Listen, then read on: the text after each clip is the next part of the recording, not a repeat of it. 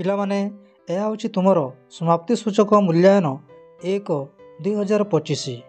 ଶ୍ରେଣୀ ହେଉଛି ସପ୍ତମ, ବିଷୟ ହେଉଛି ଭୂଗୋଳ। ଠିକ୍ ଅଛି। ଛାତ୍ରଛାତ୍ରୀଙ୍କ ନାମ ପିଲାମାନେ ଏଇଠି ତୁମର ସମ୍ପୂର୍ଣ୍ଣ ନାମ ଲେଖିବ। ଏଇଠି ଲେଖିବ ତାରିଖ, ତୁମେ ଯେଉଁଦିନ ପରୀକ୍ଷା ଦେଉଛ। ଠିକ୍ ଅଛି। ଏଇଠି ଲେଖିବ ତୁମର ବିଭାଗ, ଏଇଠି ଲେଖିବ ତୁମର ରୋଲ୍ ନମ୍ବର। ଠିକ୍ ଅଛି। ତାପରେ ପିଲାମାନେ ଏଇ ପରୀକ୍ଷା ହେଉଛି ତୁମର ସମ୍ପୂର୍ଣ୍ଣ 1 ଘଣ୍ଟା ଏବଂ ପୂର୍ଣ୍ଣ ସଂଖ୍ୟା ହେଉଛି 25 ମାର୍କ। ଠିକ୍ ଅଛି। ଦେଖିବା ପ୍ରଥମ ପ୍ରଶ୍ନ କ'ଣ ଅଛି। ଶୂନ୍ୟସ୍ଥାନ ପୂରଣ କର। ସମୁଦ୍ରଠାରୁ ପ୍ରାୟ 400 ମିଟର ଅଧିକ ଉଚ୍ଚତାରେ ଥିବା ସମପ୍ରାୟ ଭୂମିକୁ ଡେକ୍ସ କୁହାଯାଏ। ଏଠାର ଉତ୍ତର ହେଉଛି ପିଲାମାନେ ମାଳଭୂମି। ଏଇଠି ଲେଖିବ ମାଳଭୂମି। ଠିକ୍ ଅଛି। Next question. ଗର୍ଜନଶୀଳ ଚାଳିଶା ଡେକ୍ସ ଗୋଲାର୍ଦ୍ଧରେ ଉପଲବ୍ଧ। ଏଠାରେ ସଠିକ୍ ଉତ୍ତରଟି ହେଉଛି ଦକ୍ଷିଣ। ଏଇଠି ଲେଖିବ ଦକ୍ଷିଣ। ଠିକ୍ ଅଛି। Next question. ଡେକ୍ସ ପୃଥିବୀର ସବୁଠାରୁ ଲବଣାକ୍ତ ହ୍ରଦ। ଏଠାରେ ସଠିକ୍ ଉତ୍ତରଟି ହେଉଛି ମୃତ ସାଗର।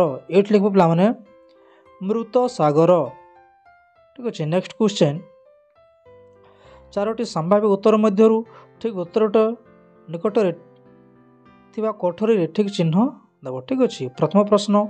ଅର୍ଦ୍ଧତରଳ ମାଗ୍ନାରୁ କେଉଁ ଶିଳା ସୃଷ୍ଟି ହୁଏ? ଅର୍ଦ୍ଧତରଳ ମାଗ୍ନାରୁ କେଉଁ ଶିଳା ସୃଷ୍ଟି ହୁଏ? ଏଠାରେ ସଠିକ୍ ଉତ୍ତରଟି ହେଉଛି ଆଗ୍ନେୟ। ଏଇଠି ଠିକ୍ ଚିହ୍ନ ଦେବ। ଠିକ୍ ଅଛି। Next question. ଆଦୌ ବର୍ଷା ହେଉନଥିବା ଜୟସାଲମେର ସହରଟି କେଉଁ ରାଜ୍ୟରେ ଅବସ୍ଥିତ? ଏଠାରେ ସଠିକ୍ ଉତ୍ତରଟି ହେଉଛି II ନମ୍ବର ରାଜସ୍ଥାନ। ଏଇଠି ଠିକ୍ ଚିହ୍ନ ଦେବ। ଠିକ୍ ଅଛି। ନେକ୍ସଟ କ୍ୱେଶ୍ଚନ୍ ଦେଖିବା। କାସ୍ପିଆନ୍ ସାଗର ଏକ କ'ଣ? କାସ୍ପିଆନ୍ ସାଗର ଏକ କ'ଣ? ଏଠାରେ ସଠିକ୍ ଉତ୍ତରଟି ହେଉଛି ଅନ୍ତର୍ଦେଶୀୟ ହ୍ରଦ। ଏଇଠି ଠିକ୍ ଚିହ୍ନ ଦେବ। ଠିକ୍ ଅଛି। Next question.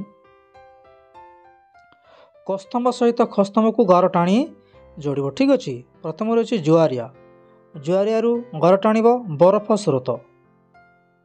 ତାପରେ ମେରୁବାୟୁରୁ ଗାର ଟାଣିବ ଆଣ୍ଟାର୍କଟିକା।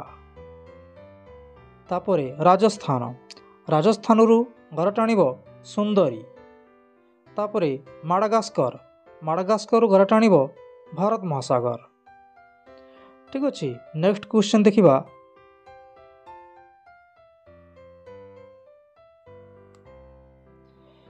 ମେରିଆନା ଖାତର ଗଭୀରତା ଗୋଟିଏ ଶବ୍ଦରେ ଲେଖିବ। ମେରିଆନା ଖାତର ଗଭୀରତା ଏହା ହେଉଛି 11,000 ମିଟର। ଏହାର ଗଭୀରତା ହେଉଛି 11,000 ମିଟର। ଠିକ୍ ଅଛି। Next question. କୁହୁଡ଼ି ଅତି ପତଳା ହେଲେ ତାକୁ କ'ଣ କୁହାଯାଏ? ତାକୁ କୁହାଯାଏ ଧୂଆଁଳିଆ କୁହୁଡ଼ି। ଠିକ୍ ଅଛି। ଧୂଆଁଳିଆ କୁହୁଡ଼ି ଏଠି ଲେଖିବ। Next question. ଗତିଶୀଳ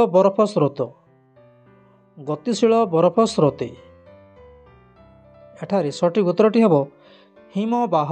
ଏଠି ଲେଖିବ ହିମବାହ। ଠିକ୍ ଅଛି। Next question. ପାର୍ଥକ୍ୟ ଦର୍ଶାଅ। ସିଆଲ୍ ସ୍ତର, ସୀମା ସ୍ତର। ପିଲାମାନେ 2ଟି ଲେଖାଏଁ ଧାଡ଼ିରେ ଲେଖିବ। ଏହାର ସମ୍ପୂର୍ଣ୍ଣ ଉତ୍ତର ମୁଁ ଦେଇଛି ସ୍କ୍ରିନ୍ରେ, ତୁମେ ଲେଖିବ। ଠିକ୍ ଅଛି। ସାମୟିକ ପ୍ରବାହ, ସ୍ଥାନୀୟ ବାୟୁ ପ୍ରବାହ। ପିଲାମାନେ ଏହାର ସମ୍ପୂର୍ଣ୍ଣ ଉତ୍ତର ମୁଁ ସ୍କ୍ରିନ୍ରେ ଦେଇଛି, ତୁମେ ଲେଖିବ। ଠିକ୍ ଅଛି।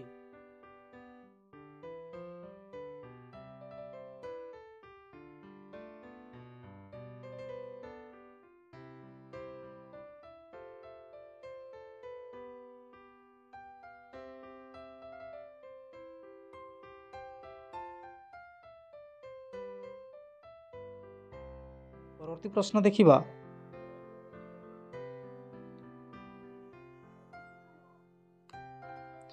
ଭୌଗୋଳିକ କାରଣ ଦର୍ଶାଅ। ସ୍ତରଚ୍ୟୁତି ଯୋଗୁଁ ଗ୍ରସ୍ତ ଉପତ୍ୟକା ସୃଷ୍ଟି ହୁଏ।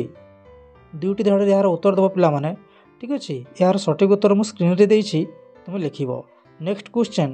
ଡଗର ବ୍ୟାଙ୍କ ଏକ ପ୍ରସିଦ୍ଧ ମାଛଧରା କେନ୍ଦ୍ର।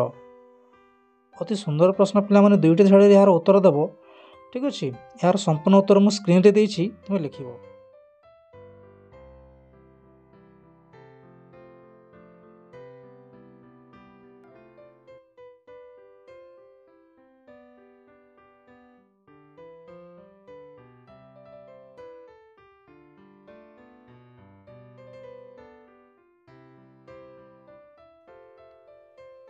गोटे बा दुईटी वाक्य उत्तर लिख।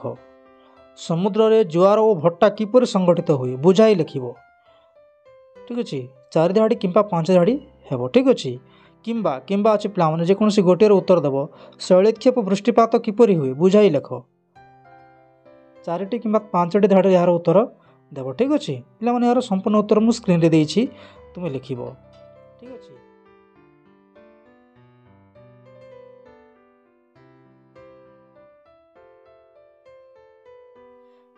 धन्यवाद पे भिडियोटी केमिति लगिला निश्चय कमेंट करिवो, लाइक करिवो एवं शेयर करिवो। ठीक अच्छे धन्यवाद।